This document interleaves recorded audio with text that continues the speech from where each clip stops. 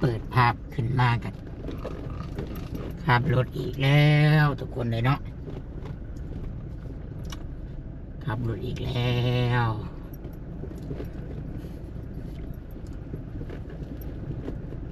ฝนเช้า2 มื้อทางแห้งเราได้ทุกคนเลย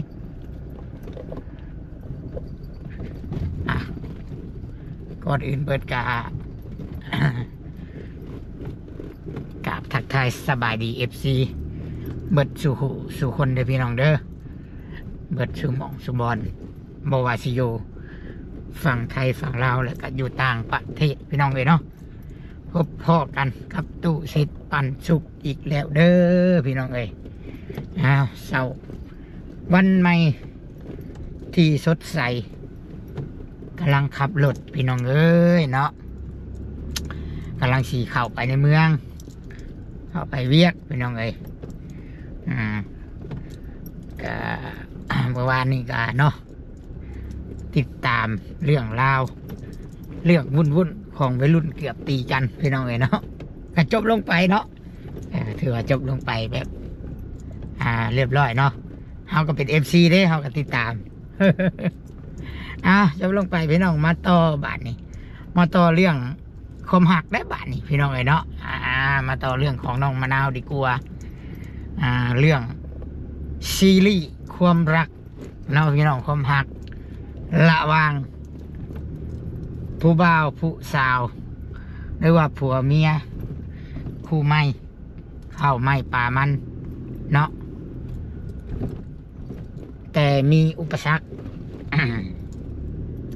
ข่วงกั้นนั่นก็คือความยากจนและก็ต้องเฮ็ดให้คู่ผัวเมียต้องแยกจากกันไปหน่อยเนาะสร้างเป็นหนังก็ได้น้องมะนาวนี่ละครเรื่องน้องมะนาวนี่เนาะ แต่กะสิหยุดไว้ก่อนเด้อมื้อนี้พี่น้องบ่ได้ไปหามะนาวดอกเด้อพี่น้องเด้อเพราะว่ากะสิให้น้องเพิ่นเกี่ยวข้าวเกี่ยวน้ำให้มันแล้วเนาะในใจก็อยากไปหาน้องเพิ่นติดตามเบิ่งการเฮ็ดเวียกเฮ็ดงานความขยันหมั่นเพียรความดุมันของน้องมะนาวเนาะมาให้กำลังใจให้แหละแต่ว่าตุสิทธิ์มื้อนี้ตุสิทธิ์ติดธุระแล้วพี่น้องเนาะติดธุระจำเป็นและก็ต้องหยุดไปก่อนเพราะว่าตอนนี้กำลังเดินทางเข้าไปในเมืองแล้วก็ไปส่งแฮมไปส่งข้าว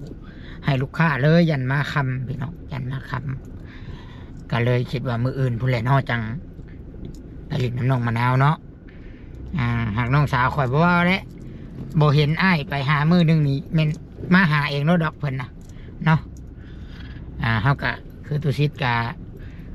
ถึงว่าสิบ่แม่นญาติพี่น้องถึงสิบ่แม่นอ้ายแท้ๆหรือว่าญาติพี่น้องก็เป็นห่วงเป็นใยอย่างที่แท้จริงเนาะเปรียบเสมือนคิดว่ามะนาวน่ะเป็นน้องผู้หนึ่งนั่นแหละพี่น้องบอกสอนกันนั่นว่าอยากให้ได้อยากให้มีอยากให้มีชีวิตมีครอบครัวที่สมบูรณ์แบบขึ้นเนาะก็อยากให้เพิ่นมีเครื่องทำมาหากินเครื่องมือไว้ช่วยเหลือครอบครัวตัวเองบาชันชาเนาะที่บอกไปฮันพี่น้องเอ้ยก็บ่ได้ไปหาเล่ามื้อนี้เนาะเดินทางเข้าในเมืองพี่น้องไปผู้เดียวโมนี่กับแม่บ่ได้ไปน้ำมื้อนี้เนาะแต่ว่าไปแบบผู้บ่าวมื้อนี้ ไปแบบผู้บ่าวเมียติดผู้บ่าวลูกติดพี่น้องเลยเนาะแล้วก็ไปเวียกไปงานเรื่องราวน้องมะนาวฮอดใส่พี่น้องเนาะเดี๋ยวสิมาเล่ากันบัดนี้หากฮอดขั้นตอนที่พระเอกเนาะพระเอกเดินทางจากบ้านจากเมืองไปถึงว่าสิได้พบพ่อกับนางเอกได้อยู่น้ำกันช่วงเวลาหนึ่งเนาะ2 อาทิตย์ก็เฮ็ดให้ทั้งสองมักฮักกันถือว่าตกลงปรงใจมักฮักเลยก็สิเอากันแต่ว่าพระเอกนี่ต้องไปหาเงินเพื่อแสดงความฮักเพื่อแสดงถึงการรับผิดชอบครอบครัวเนาะให้ผู้รักผู้ใหญ่เห็นให้ FC เห็นบ่แม่นว่ามาแต่โตสินะพี่น้องก็เลยต้องไป เพราะว่าพระเอกนี่ก็ยากจนพี่น้องเนาะพระเอกนี่ยากจนเด้ไอ้เกียรติวันนี้เพิ่นเป็นคนยากคนจนแล้วก็ที่ผ่านมาก็คือFCตั้งคำถามเนาะก็สงสัยหลายอันหลายอย่างว่าเอ้าไปทำงานแต่เหิงคือบ่มีเงินมีคำติดถงติดไทยมีอย่างแน่แล้วก็มีอยู่บางส่วนที่ฝากไว้น้ำเอื้อยน้ำอ้ายแต่ก็บ่หลายเพราะว่าต้องที่ไปทำงานกะยังมีลูกน้อยเด้ตอนนั้นเราก็ฝากให้ลูกใช้แต่ละเดือนนะว่าเนาะแล้วก็เขากินเนาะเฮือนเซาเขาซื้อวานชาทำงานอยู่ไทยกะผู้ใดที่หู้ในการใช้ชีวิตนี่จะหู้ดีว่ามันโบได้คอยได้หลายปานใดดอกเนาะมันก็เฮงช่ำบนำกระผากมาให้ลูกอีกเนาะมันก็เลยมีโบหลายดอกคิดว่าเนาะแต่ผู้รักผู้ใหญ่หลายๆคนก็เข้าใจในมุมของพระเอกเนาะแต่ก็เชียร์อยากให้รักๆเนาะขอให้พระเอกเป็นคนดีนั่นแหละพี่น้องขอให้พระเอกเป็นคนดีเขาให้พระเอกแบบว่าขยันมันเพียรถึงชีว่าทุกยากอะคิดว่าสั่งสาเอาเนาะคอยพากันสั่งสาเอาบางบุมีกับพ่อแต่ว่ากุ้มได้อยู่ดอกเนาะนั่นว่าผู้ใหญ่ซอยซะเนาะคืออันดับแรกเนาะพี่น้องเอ้ยคือตุสิทธิ์ก็อยากให้ได้รถไทยรถได้ปัจจัยแรกปัจจัยหลักรถได้เนาะปัจจัยหลักอะไรอันนี้พี่น้องเอ้ยเรื่องราวยังบ่ฮอดตอนนั้นเรื่องราวนี่หากเอาฮอดตอนที่ว่า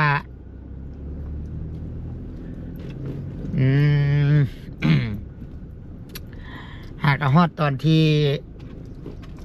กำลังสีจัดเตรียมแต่งงานเนาะพระเอกนางเอกกำลังสีได้มาแต่งงานกันแต่ก็ยังบ่ถึงเวลาดอกผู้แหละจนถ้าพระเอกกลับมาผู้แหละพี่น้องแต่ว่ามะนาวก็เตรียมไว้แล้วกับอ้ายเนาะตัวซิดนี่ก็เตรียมให้น้องและเขากับโอเป็นพี่น้องเขาแบบว่าคือแม่น้องมะนาวคือครอบครัวเขากับทุกยากเนาะรถจักรก็ยังบ่มีคือคนนู่นรถไถก็บ่มีจักขี่เฮ็ดแนวใดจักขี่เพิ่งไผหั่นนะน้องมะนาวกับมายอมือนบอยากเพิ่งอาชีพนี่แหละให้อาชีพซอยนับแต่การเฮ็ดอยู่เฮ็ดดองก็อยากให้อาชีพซอยถึงแม่ลาวก็ว่าแบบนั้นดูชิดนี่กามีจิตใจอยากซอยอะไรพี่น้องไอ้เนาะผู้รักผู้ใหญ่เพิ่นกระผากให้ซอยว่าจังซะส่วนเรื่องอื่นบ่ว่ามาบ่ว่าถึงมาบ่อยากให้ว่ามาเนาะพี่น้องเนาะผู้นั้นบ่ซอยผู้นี้บ่ซอยบ่เกี่ยวกันนะคนละเรื่องผู้ใดเต็มใจซอยก็ซอยผู้ใดบ่อยากซอยก็ย่าเนาะว่าจังซะ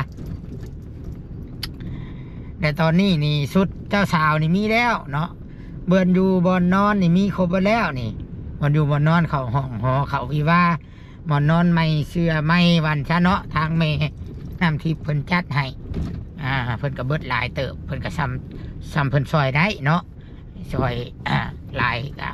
เพิ่นกระเบิดหลายแต่อันนี้ก็ขึ้นอยู่กับเงินคำทางพ่อแม่เนาะเขากับโบก้าวไกล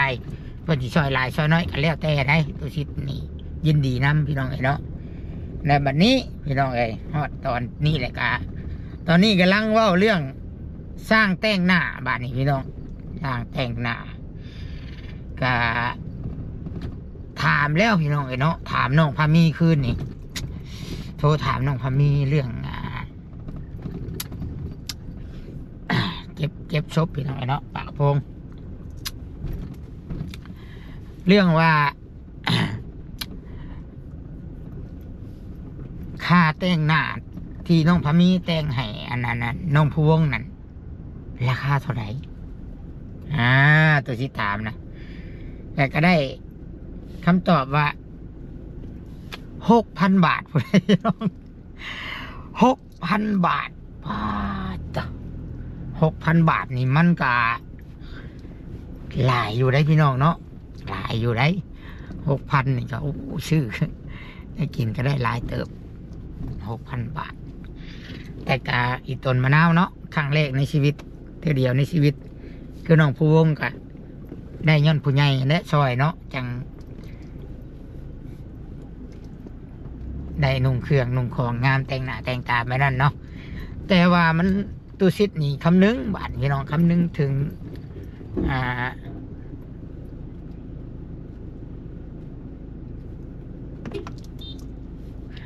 เมียตัวเด่นพี่น้องเอ๋ยเนาะ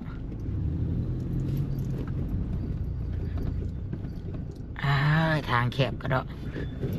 ตัวชิดนี่คำนึงถึงคิดว่ามันอยากหลายมันอยากแพงนะพี่น้องเนาะมันถามว่าจำเป็นบ่มันก็จำเป็นเนาะกับอีต้นมะนาวคือหลายๆคนว่าผู้ใหญ่ก็โทรมาส่งมาก็อยากให้แต่งหน้าเนาะเขากับตัวชิดอยากให้แต่งอยู่แต่ว่าคันมันเบิดหลายเนาะตัวชิดก็เลยมาคิดคำนึงบ่แม่นดอกเงินเจ้าของนะพี่น้องแต่ว่าก็คันผู้รักผู้ใหญ่ผู้ทางผู้มีผู้รวยไอ้ลีโอยินดีเลยแต่ว่าเขากับยันว่าพอแม่ผู้รักผู้ใหญ่เพิ่นกะอยู่พุ่นกับเฮ็ดเวียกเฮ็ดงานสินะเขาก็เลยบ่แม่นว่าคิดแต่อยากได้แล้วตัวชิดบ่แม่นว่าคิดแต่ว่าหาวิธีทางว่าโอ้ยกูเช็ดนั่นได้ว่ากูเสียเงินนำผู้ใหญ่อยู่ต่างประเทศนี่โดยที่โบซนว่าเพิ่นได้เงินมาจากใดโบซนวิธีทางปากมันหวานตัวเอาเงินเอาคำโบแมนแบบนั้นโบแมนเด็ดขาดไปหน่อยเนาะต้องคิดบาเงินคำเพิ่นได้มาแบบใดเพิ่นแมนดูว่าเพิ่นเต็มใจให้แต่ต้องเบิ่งในเจตนาเฮาอีกในคำเบาคำจาในสิ่งที่เฮาเสนอไปอีกคำเฮาไปตัวหลอกลวงเพิ่นกะมันเป็นบาปแบบน่ะพี่น้องมันเป็นบาปมันเว้าเสริมเติมปรุงแต่งนี่ก็บ่ได้เนาะตัวชิดก็เลยเบิ่งว่ามันจำเป็นซำใดต้องวางแผนนะก็เลยว่าจำเป็นต้องได้โทรหาสาวกึมจำเป็นต้องได้โทรหาเอื้อยเพื่อว่าให้ชวนแม่จีน่าแม่ของน้องมะนาวอีกผู้หนึ่งได้นะกะตอนทุกคนชื่อบ่แม่จีน่าตอนที่น้องมะนาวเพิ่นไปปัวอยู่มุกเพิ่นก็ได้ไปนอนเรือนแม่จีน่าเด้พักพื้นเด้พี่น้องเยียวยาจิตใจน้องมะนาวนะเนาะก็เลยว่าเพื่อลดค่าใช้จ่ายของผู้รักผู้ใหญ่เติมอีกกะสีส่วนแม่จีน่ามันแต่งหน้าให้น้องมะนาวเพราะว่าแม่จีน่านี่เราแต่งหน้าเป็นเด้เราเป็นช่างแต่งหน้าเด้อเนาะเพราะว่าเราเปิดร้านเสริมสวยได้อยู่มุกดาหารนะกะเลยว่าโทรหาแม่จีน่าพี่น้องเอ๋ยเนาะโทรหาแม่จีน่าและบัดนี้แม่จีน่ายังไม่ได้คำตอบหรอกแต่ว่าสาวกึมว่าโอ้สิยากยังชวนเราแล้วก็มาดูแลให้กึมว่าในนี้เนาะแล้วก็อยากมาหลินมาเที่ยวเนี่ยเนาะก็เลยว่าสาวกึมก็เลยว่ามีแต่ลมกับผู้ใหญ่เนาะให้เพิ่นช่วยแน่ช่วยค่าน้ำมันรถสาวกึมมาแล้วเนาะการไปมามันก็ต้องมีค่าใช้จ่ายนะพี่น้องช่วยจัก1,000-2,000นี่ก็ได้อยู่เป็นอย่างเนาะช่วยเพื่อให้ไปฮักเอาพี่จีน่านั่นมาบัดนี้ส่วนที่ในใจก็อยากมีให้พี่จีน่าอยู่ได้เล็กหน่อยเนาะเพราะว่าอันให้ค่ากินน้ำกินในแล้วนะแต่ว่ามันลดค่าใช้จ่ายหลายเลยแหละคำว่าพี่จีน่ามาแล้วบัดนี้เครื่องประดับบัดนี้เครื่องประดับในการแต่งดองนี่น้ำแม่จีน่านี่เราบ่มีเด้อเพราะว่ามันการที่นุ่งเครื่องอยู่ลาวกับอยู่ไทยเขาวิธีวิวานี่มันบ่คือกันแปลว่าอยู่ลาวมันสิมีแบบเครื่องประดับแบบอันผมปลอมแน่อันใส่ในเก้าหัวเดินเทิงอะไรพี่น้องแล้วก็ใส่สอยอย่างต่างๆอะไรแล้วตัวนี้นี่เขาต้องไปเช่าเอามันมีอยู่ในห้างเสริมสวยอยู่ลาวแบบว่าบนเขาแต่งหน้าแต่งอย่างแหละเอาไปเช่าเอาก็ได้กระโบแพงตัวนี้กระโบแพงเรื่องนี้ก็ถือว่ามีทางออกแบบนี้ตุชิดคิดว่าพี่น้องและทุกคนคิดจังไดคอมเมนต์เข้ามาเด้อพี่น้องเด้อยันว่าทุกคนมีความคิดที่นั่นต่างกันพี่น้องไอ้เนาะและการในการที่เฮาสิอันนี้นะ น้องพามีเว้านะเฉพาะแต่งหน้าซื้อได้6,000นี่ได้บ่ได้รวมบ่ได้รวมเครื่องประดับมันยังได้เนาะบัดนี้เอาพี่จีน่าดีกว่าตัวชิดคิดว่าเนาะมันสีลดค่าใช้จ่ายไปลายเลยก็ให้พี่จีน่ามาแสดงความยินดีนำลูกสาวเราเด้น้องมะนาวเด้เนาะทุกคนคิดว่าจังไดเนาะตัวชิดมีความคิดเห็นจังซี่เด้อพี่น้องเด้อคอมเมนต์กันเข้ามาเด้อเนาะ เรื่องนี้บัดนี้ขั้นตอนต่อไปพี่น้องเนาะตุสิกาได้ปรึกษากับพอหักอยู่ทางอเมริกาเนาะมื้อเช้านี้เพิ่นก็ได้ให้คำแนะนำแล้วก็คุยกันคือกันพี่น้องอันดับแรกเนาะในใดกาแนวให้วิทย์ผูกข้อต่อแขนนี่ซะก่อนเนาะให้วิทย์ตัวนี้ก่อนแล้วก็หลังจากนั้นจังเริ่มเรื่องรถไถปัจจัยแรกรถอันนี้อยากให้น้องเพิ่นได้รถไถคือปัจจัยหลักพี่น้องปัจจัยหลักคือเรื่องรถไถของน้องมะนาวเนาะของน้องมะนาวนี่ทางพอเพิ่นกะ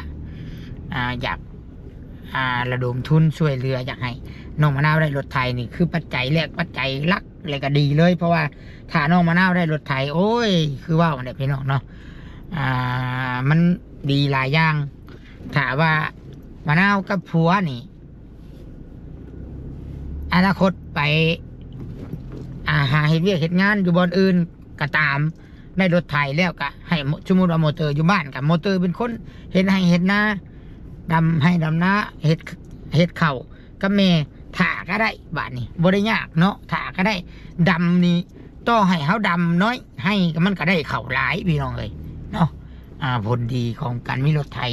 หรือว่าต่อให้มอเตอร์บาดนี้มอเตอร์ไปทำงานกะมะนาวกับผัวกับแม่กะเฮ็ดนาก็ได้คือเก่าหรือว่ามะนาวกับผัวเฮ็ดก็ได้พี่น้องเอ้ยเนาะมันมีผลดีหลายอย่างเนาะหลายอันหลายแนวนะดีนะเพราะว่าสิได้รถไถไปตัดไม้น้อยไม่ใหญ่มาเฮ็ดพื้นขายก็ได้ดังไผก็ได้โอ้ยผลดีหลายอันหลายอย่างเนาะเพราะฉะนั้นคิดว่าตัวนี้แหละเนาะอยากให้มันสำเร็จเด้อพี่น้องเด้อตัวนี้ตัวชิดตั้งใจไว้อลีพวมทีบุญน้องมะนาวเพิ่นมาฮอดเนาะบัดนี้เรื่องเฮือนบัดนี้พี่น้องเรื่องเฮือนนี่คิดว่า คือแม่น้ำทิพย์เนาะถาแม่น้ำทิพย์แล้วอยากช่วยนี่ครับแม่น้ำทิพย์อันชีแบบช่วยเขาก็โอ้ยยิ่งดีใจพี่น้องเนาะยิ่งดีใจยิ่งดีใจแล้วก็บ่ได้ว่าสีห้ามเนาะก็แล้วแต่แม่เพิ่นสิเฮ็ดพี่น้องเนาะเฮ็ดแบบใดเขาก็เพราะว่าง่ายว่าเป็นเงินของของผู้ใหญ่ของแม่เพิ่นอยากช่วยถ้าเพิ่นช่วยกับพ่อลูกถ้าเพิ่นช่วยเพิ่นสิเฮ็ดแบบใดเพิ่นให้เฮ็ดแบบใดฮักก็สุดแล้วแต่ได้พี่น้องเอ้ยสุดแล้วแต่เนาะมะนาวกับครอบครัวเพิ่นก็บ่ได้มีแนวคิดสีคัดนะเพราะว่าแนวใดก็ได้เรียกแต่ผู้ใหญ่ซอยเนาะแนวใดก็ได้ว่าสิซะก็อันนี้อาจสิบ่ฮู้ว่าเพิ่นสิซอยย้ำใดหรือว่ามันสิเกิดขึ้นตอนใดเนาะแต่ว่าเขาได้ร่วมกันพี่น้องเอ้ยและราคารวมข้าวเลยเด้อตุสิทธิ์ให้ลุงแก้วเพิ่นคิดไล่นะสีตกอยู่นะประมาณ95 ล้าน95 ล้านกีบเป็นเฮือนไม้พี่น้องเอ้ยเนาะเฮือนไม้เพราะว่าเสานี่เขาตัดออกได้เขามีเสาอยู่แล้วเด้เนาะประมาณ95 ล้านพี่น้องเอ้ยเนาะโอ้มันก็หลายอยู่เด้อหลายพอสมควรอยู่ได้หลายเลยแหละพี่น้องเอ้ยลายเอลีเนาะลายเอลี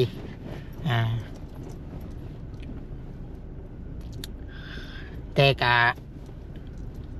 บ่ได้แบบว่าอันนั้นดอกเนาะเพราะว่ามีเฮือนอยู่กะบ่ได้คิดว่าสิเผาสิฮีดหรือว่าแนวใดก็แล้วแต่ผู้รักผู้ใหญ่นะพี่น้องเอ้ยว่าสาธุสิทธิ์นะแต่สำคัญนี่คือถ้าผูกแขนแล้วนี่ตุสิทธิ์เริ่มแน่นอนในเรื่องรถไถนี่เนาะจักสิได้บ่ได้ก็ต้องเริ่มละเนาะลองเบิ่งลองเบิ่งเนาะสิบ่ได้บ่มะนาวนี่ลองเบิ่งอยากซอยอะไรซอยมะนาวนี่สิแบบเดียวกับซอยสาวพิมพ์พี่น้องผู้ใดที่ซอยสาวพิมพ์ท้องใหญ่นะบุญกุศลนี่ได้แห้งอะไรนะพี่น้องเลยซอยแบบบ่มีปัญหาเลยก็บ่มีเราบ่สร้างปัญหาอีกสาวพิมพ์นะว่าสิซะเราสำนึกบุญคุณเราแบบ อยู่ในศีลกินในธรรมอีกสาวพิมพ์นะไอ้สละแต่ละสิได้บุญแห้งเนาะแล้วก็ทุกคนที่ซอยสาวพิมพ์นะพี่น้องเอ้ยหลังจากที่ว่าเรารอดตายมานะเราบวชซีเลยได้ไม่ซีพิมพ์เนาะว่าซีซะไม่ข่าวพิมพ์ตุชิดกับไปเอิญเพิ่นสาวพิมพ์เนาะต้องขออภัยเรายังบริสิทธิ์เท่าคู่มือนี้เราก็เดินทางทำเลย ปฏิบัติธรรมตัดทางโลกเลยเราก็ได้เนาะทั้งที่เราก็ยังเป็นห่วยเป็นวัยที่สร้างครอบครัวอยู่ได้เราก็ยังโบสนแล้วก็ตัดโอ้ยเรางามเดี๋ยวนี้คนสินจับเนาะคนบุญหลายว่อนซะคันบุญเราบ่หลายแล้วก็ชื่อสิตายแล้วคนบุญหลายแล้วก็ผู้ซอยแล้วก็โอ้ยอิ่มบุญเนาะทั้งสาวกึมจักผู้ใหญ่ที่อยู่ต่างประเทศโอ้ยได้บุญหลายขนาดเนาะคันซอยแบบนี้น้องมะนาวก็คือกันตุชิดคิดบ้านะมาตุชิดคิดว่าคือชีบนเมนคนนี้เราคุ้นดอกไปน้องมะนาวกับครอบครัวเพิ่นนี่ไปเนาะเอาพี่น้องเอ้ยสำหรับคลิปนี้ก็สิประมาณนี้แหละฮอดทางใหญ่เลยว่าตั้งแต่ออกแต่เรือนจนฮอดทางใหญ่มวนกึ๊บพี่น้องเอ้ยเนาะ เอาจังใดกะตุชิดขอโตทำธุระหรือว่าไปเรียกก่อนเด้อพี่น้องเด้อพบพ่อกันคลิปต่อไปเด้อพี่น้องเด้อ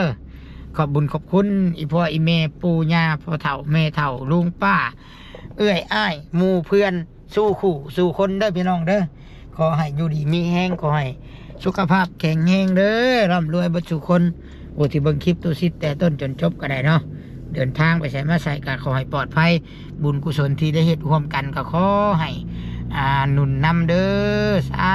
ธุสบายดีพี่น้องสบายดี